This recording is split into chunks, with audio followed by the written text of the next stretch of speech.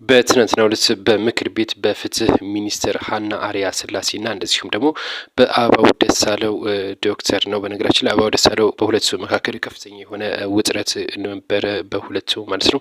እንግዲህ አበባው ደሳለው መቼ ነው እናንተ ከፖለቲካ ጫና ወጣችሁ ትክክለኛ ውሳኔ እንዲሰጥ የምታደርጉት ሲል ሲጠይቅም ነበረ። እንደሚታወቀው እነ ክርስቲያን ታደለ እንደዚሁም የአማራ ክልል በርካታ ፖለቲከኛ እስረኞች አሉና በእነዚህ ጉዳይ 2 ዓመት ሊሞላቸው ነው ውሳኔ ሳያገኙ ማለት ነው። ከዚህ ጋር ተያይዞ ነው እንግዲህ ከፍተኛ የሆነ ጥያቄ ሲያቀርብ የነበረው ለፍትህ ሚኒስቴር። ምንም አይነት ምስክር ከሌለ ወይም ደግሞ ማስረጃ ከሌላችሁ ለምንድን ነው በነጻ እናንተ የማተሰናበቱት? ለምንድን ነው በእስር ላይ የምታቆያቸው 2 ዓመትና ከዛ በላይ ሲል ነው ሲጠይቅ የነበረው።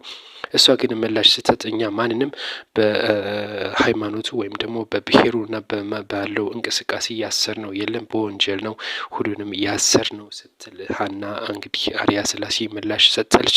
አበባው እንዳለው ከሆነ አብዛኞቹ የታሰሩት በብሔራቸው ብቻ በሚያደርጉት እንቅስቃሴ ነው ሲል ነው እንግዲህ ሲቃወም የነበረው። እንግዲህ በርካታ ጥያቄዎች የቀርበውላት ነበረ ስለነ ክርስቲያን ታደለና እንደዚሁም በአማራ ክልል ስላሉ ፖለቲከኞች ተጠይቃ ነበር። ነገር ግን የታሰሩት በህግ ጥሰት ነው ስትል ነው ምላሽ የሰጠችው። በርካታ ሌሎችም ጥያቄ ያነሱላት አሉ። እንደዚሁም ስለ ማጭበርበር በተለያዩ በአዲስ አበባ ቤት እንሰጣችኋለን በሚል በርካታ ሚሊዮን ብሮች እየዘረፉ አሉ። ስለ እነሱም ተጠይቃ ነበር። እሱንም በህግ አግባብ እንግዲህ በቁጥጥር ስር አውለን ውሳኔ እንሰጣለን ስትል ነው ምላሽ እየሰጠችው። በዋናነት ግን ከፍተኛ ክርክር ሲደረግበት የነበረው በፖለቲካ እስረኞች ጉዳይ ነበረ። እንደሚታወቀው የፍትህ ሚኒስቴር እንግዲህ ያው አለ ቢባልም በርካታ ጉዳዮች ላይ ግን በፖለቲካ አመራሮች ብቻ ነው ውሳኔ የሚሰጠውም ሲባል ተሰምቷል።